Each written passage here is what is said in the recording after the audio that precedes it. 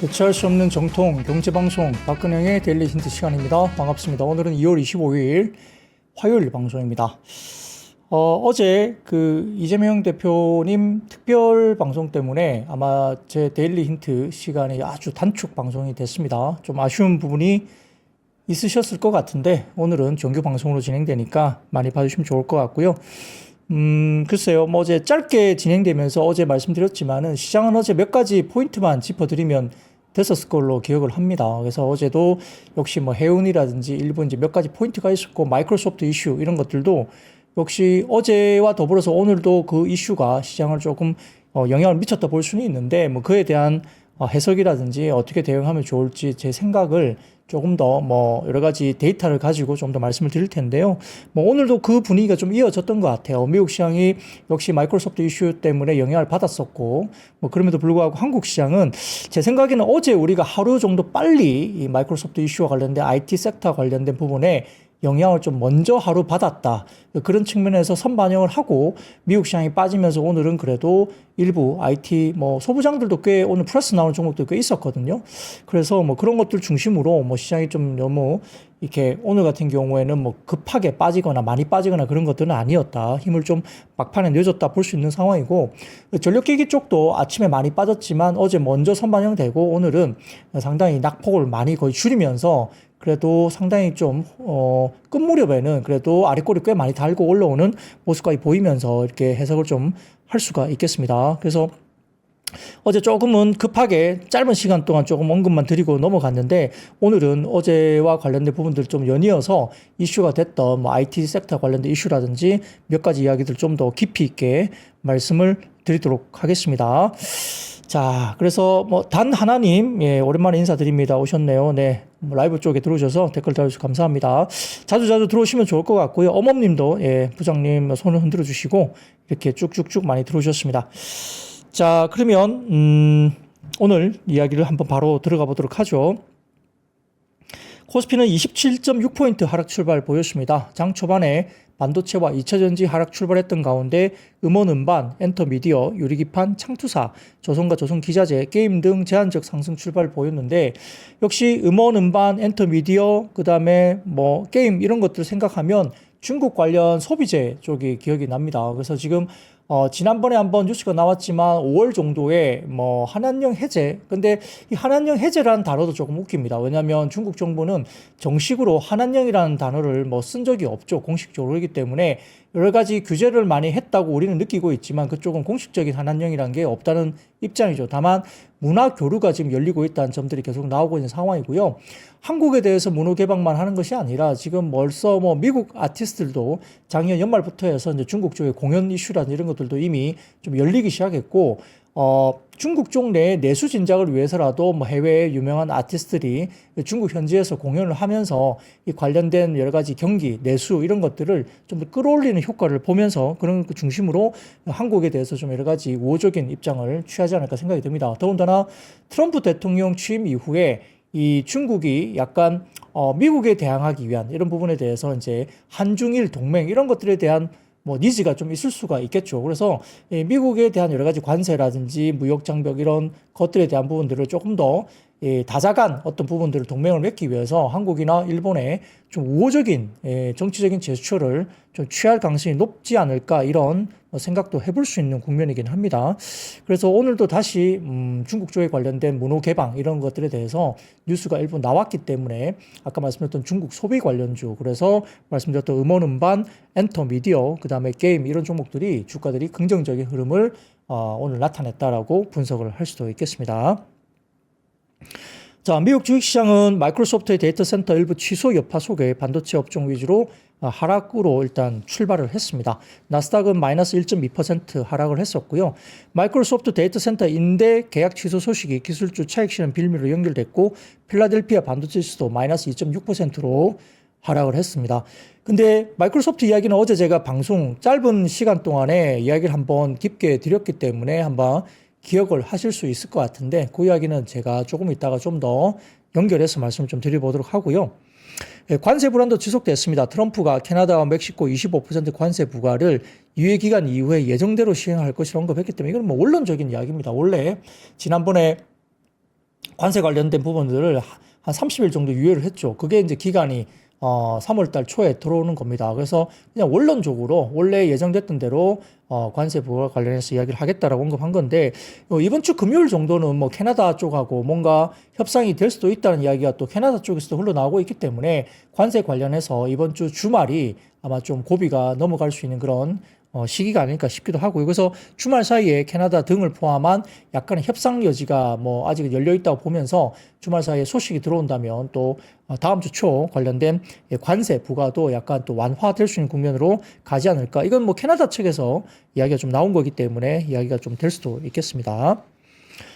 자, 그래서 이와 관련해서도 코스피는 미국 주식시장 대비 선전했다 볼 수는 있는데, 역시 말씀드린 대로 IT 관련된 여러 가지 이슈들이 어제 한국 시장에서 미리 선반영되면서 빠졌다는 점 때문에 오늘은 상대적으로 좀 덜 빠진 모습으로 이제 주가가 흘러갔습니다. 금통위 금리 인하 결정도 개인 자금이 매수가 들어왔고 외국인 기관 자금 이탈 폭이 축소되는 모습까지 나타났는데요. 기준금리는 2.75%로 25bp 인하를 했습니다. 24년 11월 이후에 성장 약화 우려 심화 속에 3개월 만에 추가 금리 인하 단행했고요. 성장률도 조금 하향 조정되면서 약간의 우려는 있었습니다. 예상됐던 인하에도 불구하고 1.5%로 0.4%포인트 하향 조정된 성장률 전망치가 나왔기 때문에 금통위 결과 후에 주요 금리가 하락세가 전개가 됐다고 보입니다. 자, 외국인들과 기관 동반 수매도가 나타났지만 금리 인하 발표 이후에 개인 자금이 유입이 지속되면서 주식의 시장 낙폭이 좀 축소되는 그런 모습을 보이면서 마무리를 했습니다. AI 랠리에서 소외됐던 삼성전자가 최근에 그 AI 우려 때문에 하락했던 미국 주식시장 관련된 부분에 연동되지 않는 모습까지 보이면서 삼성전자가 업황 개선 기대감 또는 하방에 대한 강력한 지지 이런 것들을 좀 보여주고 있다고 해석이 되기도 합니다. 자, 그 가운데 눈에 띄는 섹터는 역시 조선과 해운 쪽인데요. 역시 오늘도 해운 관련해서 미국의 무역 대표부가 중국 상선 입항 때마다 거액 수수료 책정 추진한다는 소식이 있었고요. HMM 등 해운주 수혜 기대감이 지속됐습니다. 삼성 공조 같은 경우는 엔비디아 블랙웰 발열 문제 해결 위한 순행식 냉각업체 기대감에 전을 이어서 오늘도 상승세가 나타나기도 했고요. 코스맥스는 2024년 매출액이 사상 첫 2조 원을 돌파했다는 소식 때문에 오늘 급반등을 줬습니다. 호실적과 한한령 해제 기대감 속에 상승세가 좀 두드러지게 나타난 하루였고요. 삼성바이오로직스 같은 경우는 건선치료제 스텔라라 바이오시밀러 미국 출시가 됐습니다. 올해 삼성전자와 더불어서 연기금 순매수가 지속되는 종목으로 언급이 되고 있습니다. 자, 그리고 미국 기술주 투매에도 불구하고 한국 시장의 낙폭이 상대적으로 좀 미미했다고 분석이 되고 있고, 금통위 금리 인하 단행의 추가 낙폭도 일단 축소가 되는 모습으로 이제 이야기가 되겠죠. 자, 코스닥은 미국발 하방 압력에도 불구하고 금리 인하 결정에 종목 장세가 지속됐습니다. 신용장고가 연초 이후에 뚜렷하게 또 증가세가 보이고 있다는 점도 뭐 일부 종목장에 대해서는 긍정적일 수 있는데, 또 너무 신용장고가 또 목에 차게 되면 또 부담스러워질 수 있지만, 아무튼 최근에 신용장고가 증가세를 보이면서 종목 장세가 벌어지고 있습니다. 전 거래일 기준 12거래일 연속 신용이 증가하면서 작년 9월 초 수준까지 신용장고가 회복이 되기도 했습니다. 자, 그 가운데 USTR이 중국 선사, 중국산 선박에 수수료 부과한다는 소식 때문에 조선과 조선 기자재까지 오늘도 좀 이어지면서 좋았고요. 그리고 창투사 같은 경우는 업스테이지가 빅테크와의 파트너십 구축 등의 소식이 있으면서 창투사 관련 쪽도 어느 정도 긍정적으로 모시기도 했습니다. 자, 신규 상장 가운데 오늘 LK캠이 장중 250% 이상 올라가는 급등각이 보기도 했고요. 다만 2차전지 같은 경우는 연이은 강세 이후에 차익 실현 매물이 또 출회되면서 만만치 않은 하락세를 오늘도 나타냈고, 좀 이따 말씀드렸지만 테슬라 관련된 뭐 1월달 지표가 상당히 좋지 않았죠. 뭐 그런 것들도 부정적인 영향을 미쳤습니다. 자, 미국 기술주 약세로 아시아 증시 전반적으로 하락을 보였지만은 코스피는 장 초반 1%대 하락 출발 뒤에 저가 매수 유입되면서 낙폭이 축소되기도 했는데, 뭐 최근에 들어서는 뭐 올해 연간을 봤을 때 최고치 부근에서 차익 실현 욕구가 증가하고 있는 미국 증시, 그리고 상반된 관점에서 한국은 또 하방이 좀 견고한 거 아니냐, 상대적으로 상당히 좀 탄탄하게 올해는 그래도 1, 2월 달 지나가고 있다고 분석이 됩니다. 한국은행 금통위에서도 2.75%로 금리 인하 결정하면서 경기 부양 필요성을 피력한 것 또한 증시 훈풍으로 작용합니다. 만약에 뭐 이건 뭐 아주 소설 같은 이야기인데, 뭐 예를 들어서 뭐 대선이 조금 더 빨리 치러지고 뭐 새로운 뭐 정부가 어느 정도 안정을 찾는다면 역시 이제 경기 부양 관련된 이슈가 좀 불거질 가능성이 높습니다. 그렇기 때문에 국내에 대한 그런 기대감도 한 뭐 2분기 정도에 조금 가시성이 올라오지 않을까 뭐 그런 생각도 조심스럽게 해봅니다.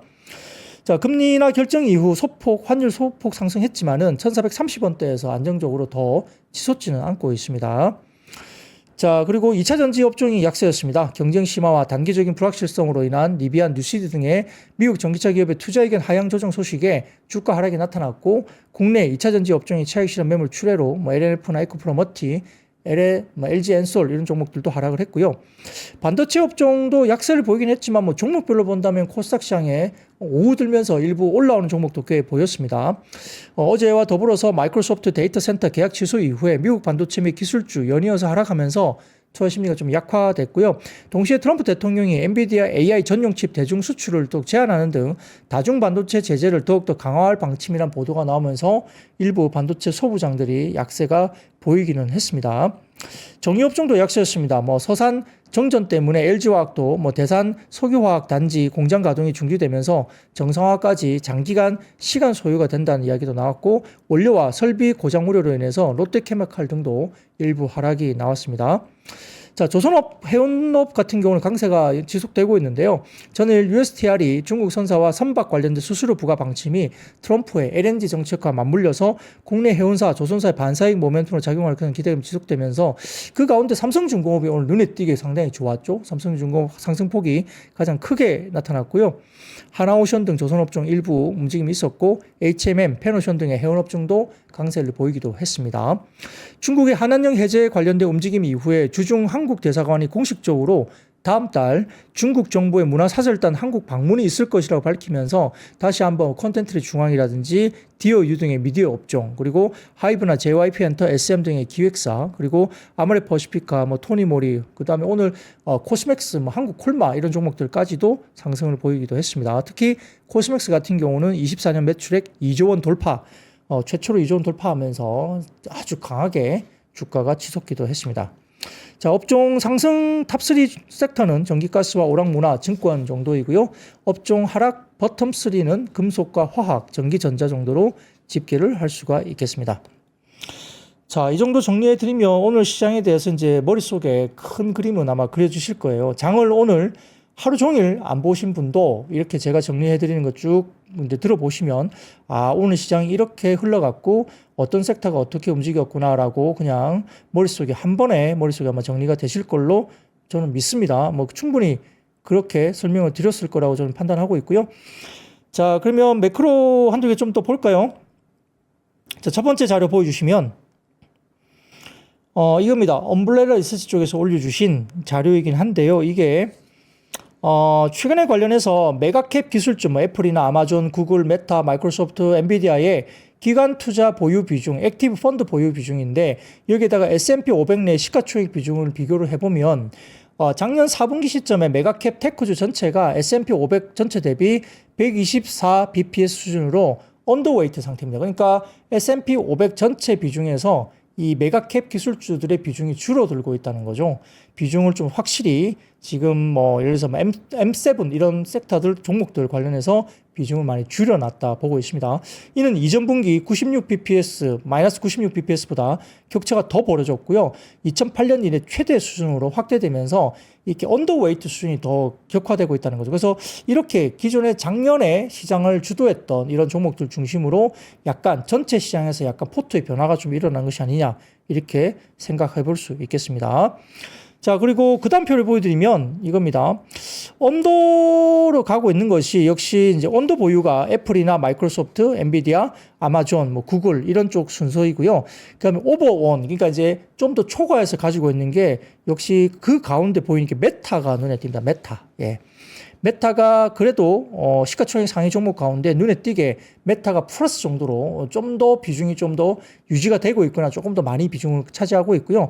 언더웨이트, 그러니까 점점 더 전체 시장 비중 대비 이제 점점 더 비중이 빠지고 있는 종목들이 아까 말씀드린 구글, 아마존, 엔비디아, 마이크로소프트, 애플 쪽의 비중이 이제 줄어들고 있는 게 보이는 거죠. 자, 그리고 그 다음 표를 보여드리면 3분기에서 4분기로 넘어올 때 종목별로 기관 보유 비중과 S&P 비중 간 격차가 얼마나 확대 또는 축소되는지 살펴보면 마이크로소프트 제일 왼쪽에 있는 게 마이크로소프트입니다. 마이크로소프트는 플러스가 유지되어 있죠. 0.08% 플러스가 유지되어 있기 때문에 마이크로소프트를 제외하면 전부 비중 축소가 되고 있는 거죠. 오른쪽 보시면 아마존이 제일 많이 비중 축소가 됐고요. 그다음에 엔비디아, 그다음에 애플, 뭐 쭉쭉 구글, 메타 뭐 이런 식으로 오른쪽 보시면은 비중 축소가 된 게 더 많이 보입니다. 그렇기 때문에 이렇게 M7에 대한 어떤 영향력이 조금 줄어들고 있을 수도 있다는 점을 이제 이야기될 수 있겠습니다. 자, 그리고 그 다음 표 하나 보여주세요. 마지막입니다. 그 다음 표 보여드리면 실선이 쭉 나와 있는데 실선점인데 노란 색깔 보이는 아마 실선이 보일 겁니다. 그게 아마 메타인 것 같아요. 메타만 지금 예외적으로 최근 플러스권으로 유지가 되고 있습니다.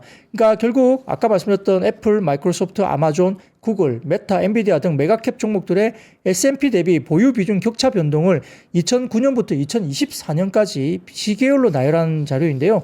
각 라인이 모두 마이너스 방향으로 크게 치우치면서 빠지고 있는 거고 역사적 평균치보다 훨씬 낮은 보유 비율을 나타내고 있죠.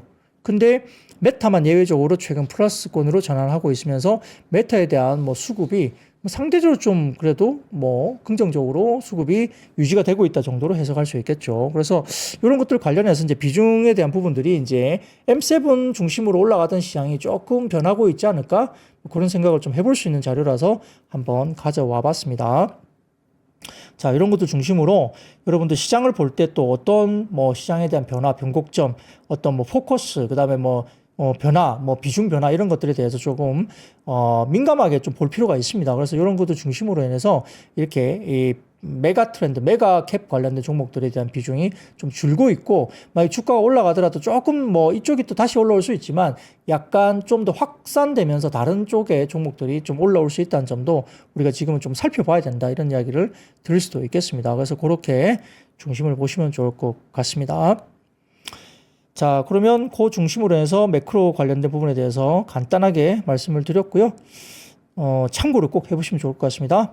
자, 그러면 섹터로 한번 바로 넘어가 보도록 할까요? 자, 역시 오늘 조선과 조선기자재, 해운 이런 쪽을 말씀을 안 드릴 수가 없습니다. 그래서 첫 번째 조선과 조선기자재 쪽인데 최근에 모 증권사 리포트는 자, 조선업종 가운데 하나오션이나 그다음에 그때 현대중공업이었나요? 특정 종목 한 두 종목을 놓고 이렇게 설명할 수 없는 가격이다. 이게 주가 수준이 현재로서는 밸류에이션상 좀 설명하기 어려운 주가 수준에 와 있다라는 약간 매도에 가까운 그런 분위기죠. 뉘앙스가. 그런 분위기의 리포트가 나오기도 했습니다만. 자, 그래서 약간 조정이 나왔었는데, 그럼에도 불구하고, 미국 관련된 그 무역 대표부 쪽에서 이슈가 나오면서 다시 지금 조선이라든지 그 해운 쪽에 다시 한번 매기가 좀 더 리바운딩이 나오고 있는 모습입니다.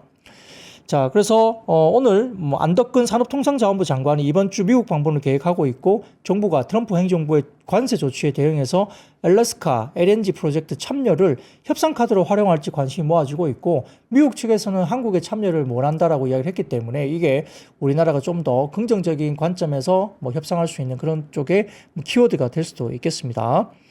그래서 이걸 가지고 우리가 또 가야 되고요. 쇄빙선도 여러 가지 있을 수도 있고, 여러 가지 조선이 잘하고 있는 게 있거든요. 한국이 잘하는 것들이. 그래서 특히 쇄빙선도 이슈가 될 수도 있습니다. 그런 것들도 지켜봐야 되는 상황이고요.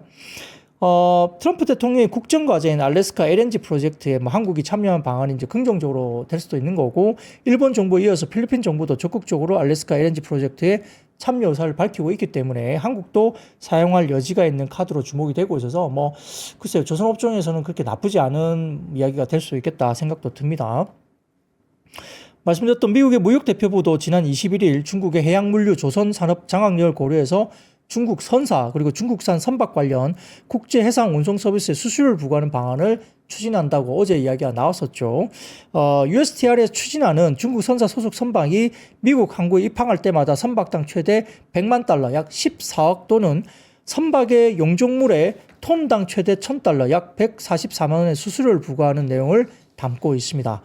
또한 중국산 선박을 포함한 복수의 선박을 운영하는 선사의 경우에는 미국 항구에 입항하는 중국산 선박의 조건에 따라 최대 150만 달러 약 21억 5천만 원의 수수료 등을 부과하는 내용도 포함된 걸로 전해지면서 신한투자증권은 이에 대해서 국내 조선사 입장에서 USTR의 규제가 중국 선사에 국한되면 영향은 제한적이다.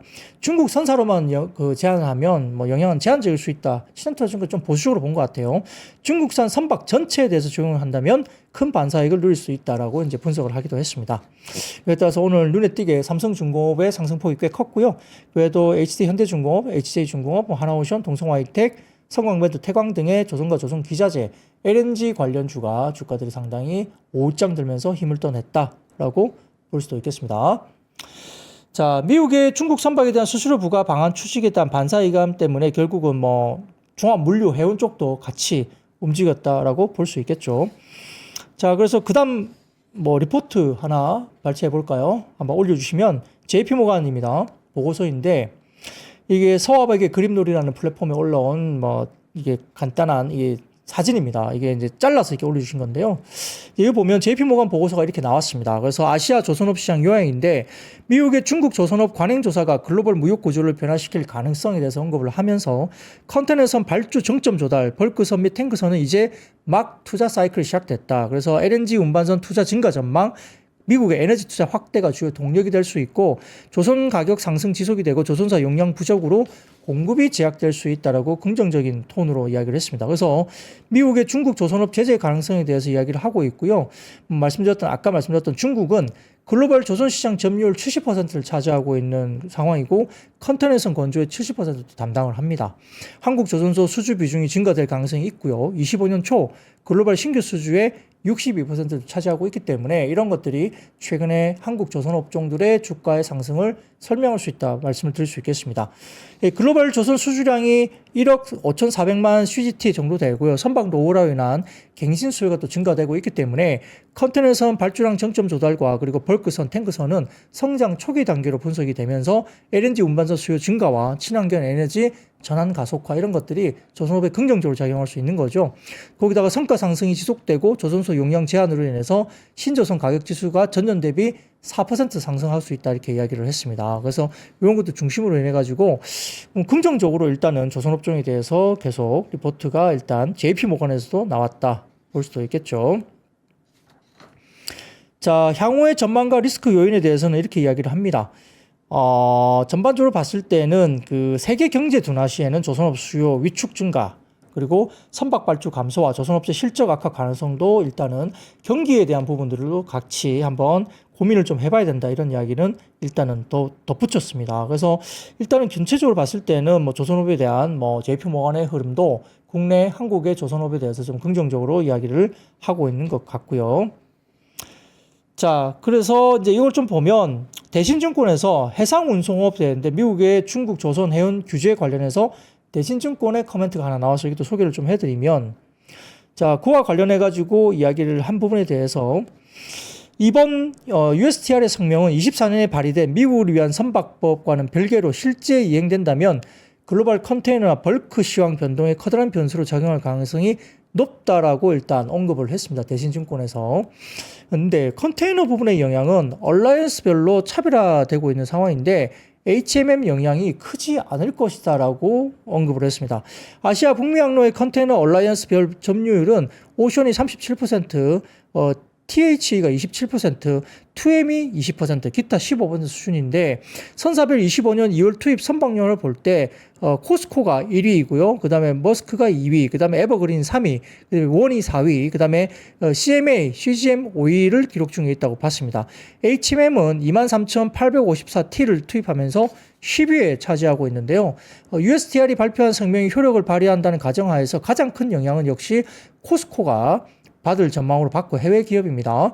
다른 선사들은 보유 선박 중에 중국 조선소 건조 선박 비중에 따라 영향이 없을 수도 있고 커질 수도 있는데 하지만 코스코는 무조건 영향을 받을 수밖에 없고 이 경우 가장 큰 얼라이언스인 오션도 함께 영향권에 들어갈 수 예상하는데 HMM은 컨테이너선 중에 중국 조선소 건조 선박이 없기 때문에 영향은 벌커선에만 국한되고 이 또한 다른 선박으로 대체 가능할 것으로 예상된다.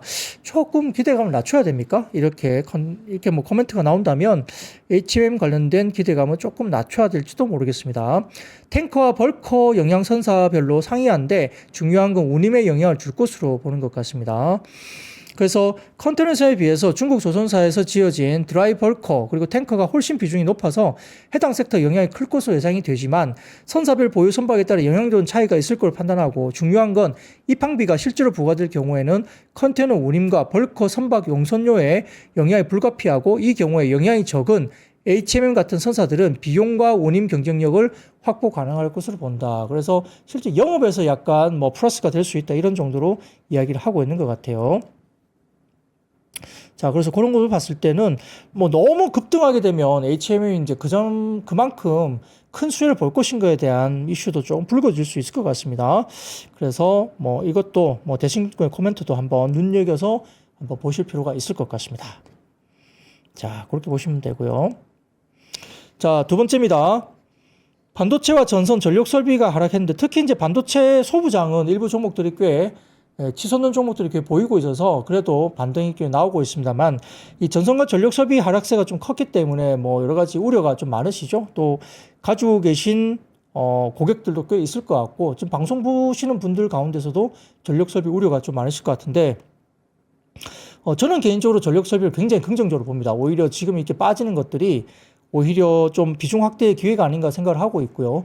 오늘 같은 경우도 보면 전력 설비 관련된 쪽, 전선 전력 설비가 아침에 상당히 많은 하락세를 보이다가 종가 무릎에 어느 정도 꽤 많이 돌리면서 끝나는 플러스권으로 돌리지 못했지만은 꽤 낙폭을 많이 줄이면서 아래꼬리를 달고 올렸기 때문에 저는 어느 정도 이제 반등으로 좀 갈 수 있는 그런 자리가 아닐까 생각을 좀 해봅니다. 저는 비중 확대 개인적으로는 저희 고객들 비중 확대를 좀 하고 있는 상황이고요. 자, 뭐 지난밤 뉴욕 시장의 필라델피아 반도체 지수도 뭐 일단 하락을 했습니다. 상당히 좀 좋지 못한 관세 우려 때문에 분위기가 좀 좋지는 못했고요. 엔비디아 4분기 실적 발표를 앞두고 또 경계감이 지쳐지고 있는 상황인데 TD 코엔이 보고서를 통해서 마이크로소프트가 미국 내 상당 규모의 데이터 센터 임대를 줄이기 시작했다고 밝혔습니다. 어제 TD 코엔 리포트는 제가 어제 방송에서 보여드렸죠. 혹시 어제 방송 못 보셨다면은 뭐 3프로TV 신의 자료실 앱에 신의를 들어가가지고 제 그 방송 원고를 다운받으시면 거기 TD 코엔에 그 관련된 보고서가 올려와 있습니다. 그거 한번 보시면 될 것 같고요. 그래서 마이크로소프트 이슈가 이야기가 되면서 수백 메가와트 용량 임대를 중단했던 것으로 공급업체 등으로부터 확인했다 나오면서 통상 정식 임대로 이어지는 계약인 소위 자격 진술 서로의 변환도 중단됐다고 설명을 했었습니다. 메타 플랫폼 같은 경쟁사가 이전에 자본 지출을 줄이기를 결정했을 때 사용했던 전략인데 회사가 필요한 것보다 더 많은 AI 컴퓨터를 구축하고 있다는 우려를 반영한 것이 아니냐 이렇게 주장을 하기도 했죠. 자, 그래서 반도체라든지 그다음에 전력 설비, 전선 이쪽도 주가들이 조정을 받았었는데요. 자, 근데 그다음 표를 보여주십시오. 이제 본격적으로 반박을 해봐야 되겠죠? 네, 이겁니다. 에테리의 일본 및 미국 리서치라는 플랫폼에서 올려주신 자료인데 제프리스에 의하면 마이크로소프트는 TD 코엔의 리포트에 대해서 강력하게 부정을 했습니다. 그들의 데이터 센터 전략에 대한 변환점이 전혀 없다고 밝혔다고 알려지면서 결국은 이 TD 코엔의 리포트에 대해서 정면 반박을 했죠. 이것도 마이크로소프트에서 직접적으로 이야기를 한 겁니다. 자, 그래서 여기에 대해서 LH투자증권에서 유틸리티 관련된 코멘트를 내면서 데이터 센터 투자 축소에 대한 우려에 대해서 코멘트를 냈는데요. 자, 미국의 주요 유틸리티 회사들은 4분기 실적 발표 컨퍼런스 콜을 통해서 데이터 센터 투자에 대한 견조한 수요를 그대로 언급을 확인을 시켜줬습니다. 데이터 센터 운영사들은 기계약된 건들에 대해서 신속한 완공과 가동을 요청하고 있고 딥시크 논란에도 신규 데이터 투자 요청은 계속되고 있고 데이터 센터 투자 축소에 대한 우려를 표명한 북미 유틸리티, 전력인프라, 발전설비, 기자재 회사는 한 곳도 없었다고 코멘트를 하고 있습니다.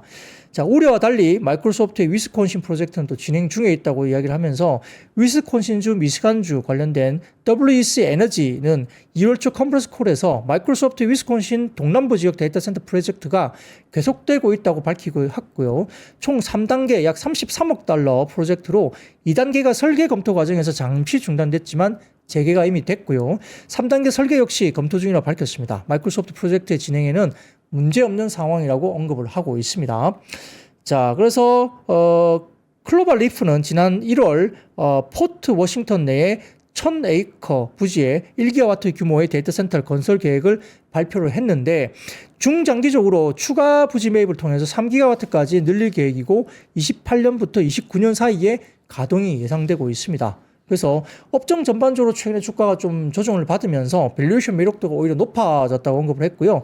여기에 따라서 딥시크에 이어서 마이크로소프트부터 시작된 우려로 업종 전반적으로 주가가 하락했는데 특히 변압기 회사들의 25년 기준 PER은 HD 현대일렉트릭이 18배, 일진전기가 17배, 효성중공업이 16배, 중공업 부분만 보면은 그렇다는 겁니다. 효성중공업은. 그리고 산일전기 19배로 업종 평균 23배 대비 밸류에이션 매력도가 발생했습니다. 특히 우리가 알고 있는 이튼이라는 회사는 한 26배, 27배 정도 되거든요. 그렇기 때문에 현대일렉트릭 같은 경우는 지금 18배밖에 안 됩니다. 그래서 25배 정도까지 받을 수도 있지 않을까 생각이 들고요. 일진전기도 17배, 산일전기 19배, 밸류에이션 매력이 있습니다. 그리고 변압기 외에도 배전반, 원자로, 가스터빈도 증가하는 전력 수요와 교체 수요, 재생에너지 연계, 자연재해 등 때문에 전 세계적으로 적극적인 투자가 필요한 상황으로 알 수밖에 없죠.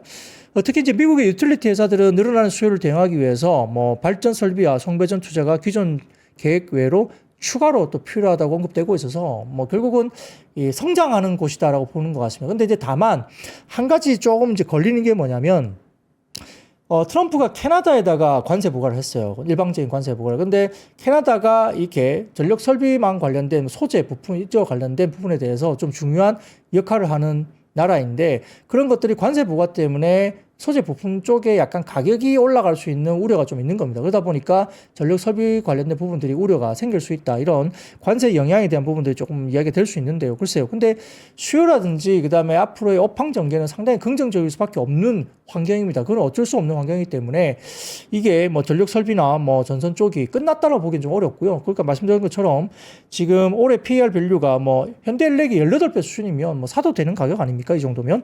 예, 그래서 제 개인적으로는 그냥 전력 설비나 전선은 비중 확대를 충분히 할 수 있는 가격이 아닌가 개인적으로 생각을 좀 그렇게 해봅니다. 그래서 그렇게 너무 겁내지 마시고 지금 가격에서는 좀 더 버틸 수 있다, 견딜 수 있다 생각하시고 좀 대응을 하시면 어떨까 싶습니다. 자, 거기에 대해서 그 다음 사진 보여주시면 이것도 리포트 발췌입니다. JP모간 쪽인데요. 한국전력장비산업유학 관련된 JP모간 보고서입니다.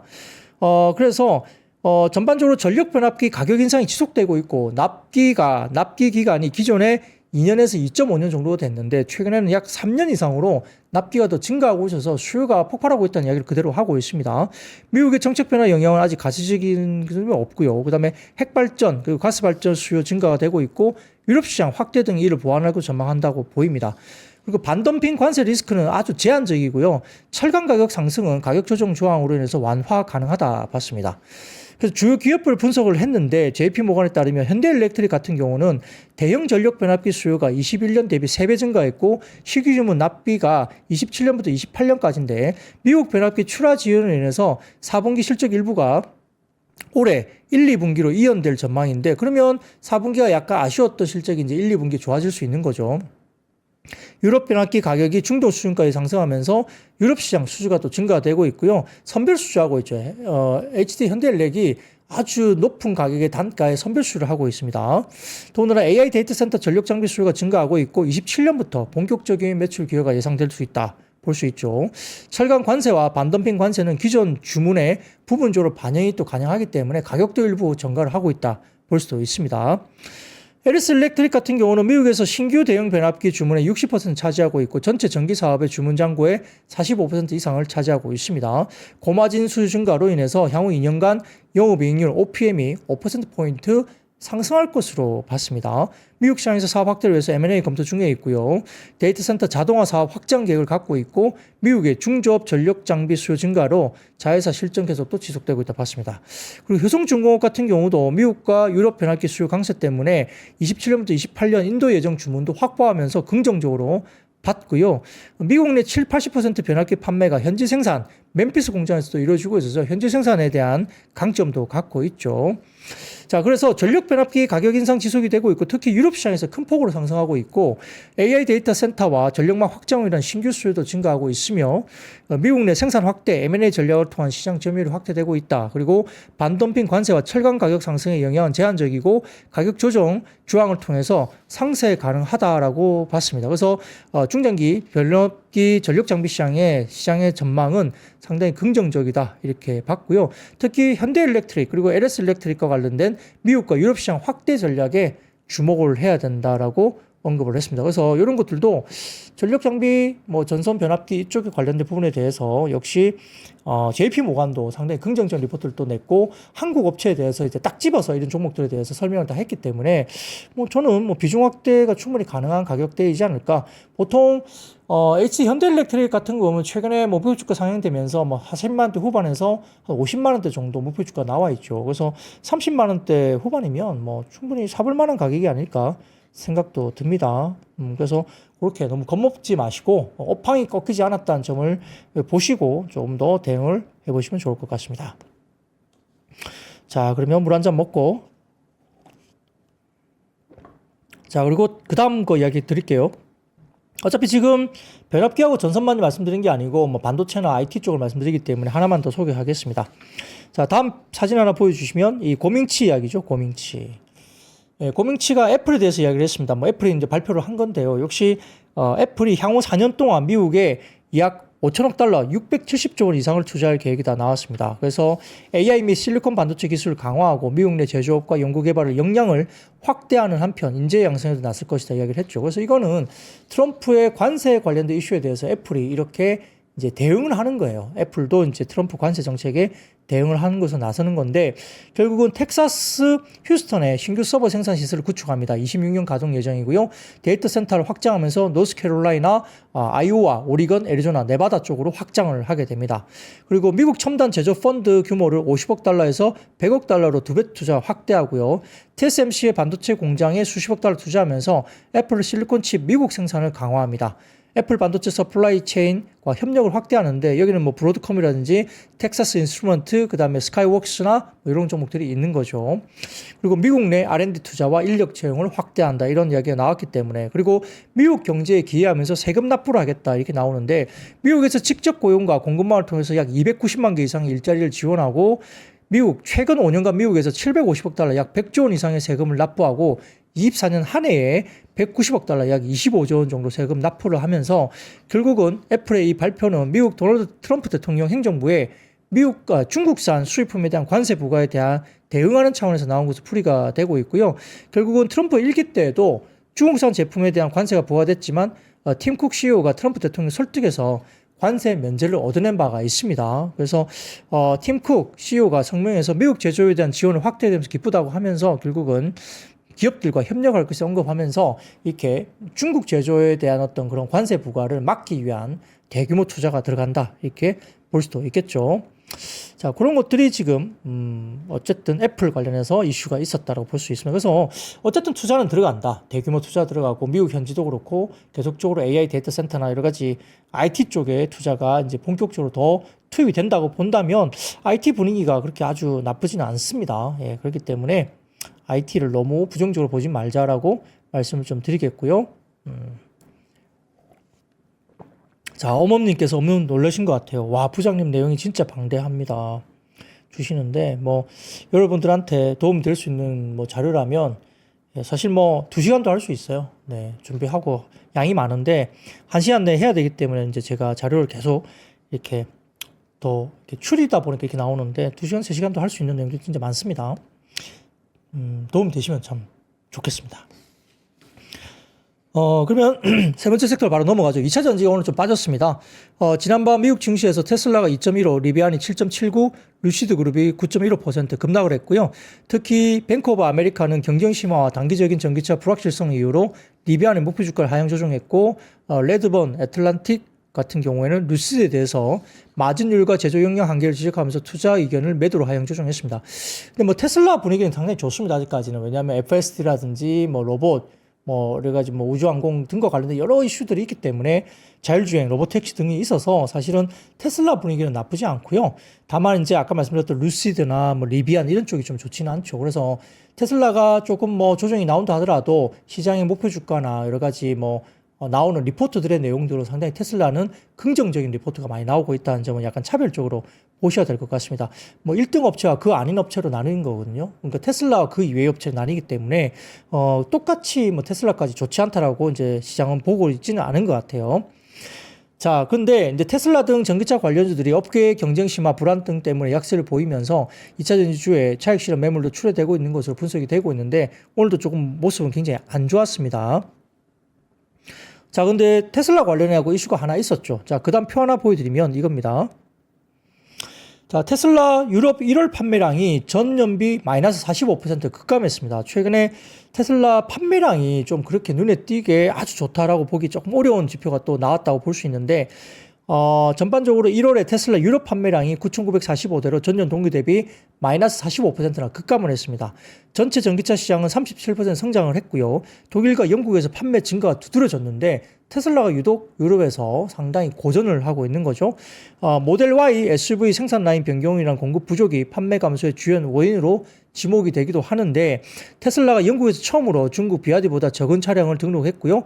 머스크의 정치적 발언, 이게 최근에 뭐냐면 극우 정당 지지, 그리고 약간 히틀러 막 발언, 이런 이야기 많이 나오지 않습니까? 그래서 이 일론 머스크에 대한 유럽 시장의 분위기가 별로 안 좋아요. 정치적으로 상당히 부정적인 이슈가 많이 덜출됐고, 뭐 불매운동 비슷하게 이야기도 좀 나온다고 이야기 들리면서 약간 일론 머스크에 대한 정치적인 어떤 행보가 유럽 쪽의 전기차에 대한 여러 가지 부정적인 이슈가 많이 불거지고 있다 나오고 있습니다. 그래서 이런 것들이 뭐 기행을 좀 안 하면 좋겠는데, 일론 머스크가 또 기행을 하면서 유럽 쪽의 시장에 지금 아주 축소를 뭐 좀 당하고 있는 것이 아니냐, 그런 생각도 좀 들어봅니다. 그래서 여튼 최근에 테슬라의 분위기가 이런 유럽 쪽에서 상당히 고전을 하는 배경에는 그런 것들이 있는데, 아까 말씀드렸던 테슬라 Y, 모델 Y 그 SUV 생산 라인 변경 때문에 공급 부족도 그 이유가 좀 있었기 때문에, 뭐 정상적인 공급이 진행되면 또 회복이 될 수도 있다는 점도 우리가 생각할 수 있기 때문에 너무 부정적으로 볼 건 아니지만, 아무튼 1월 달에 유럽 판매량은 상당히 급감을 한 지표가 나오면서 종목에 대한 부분들이 조금은 조정이 나왔다라고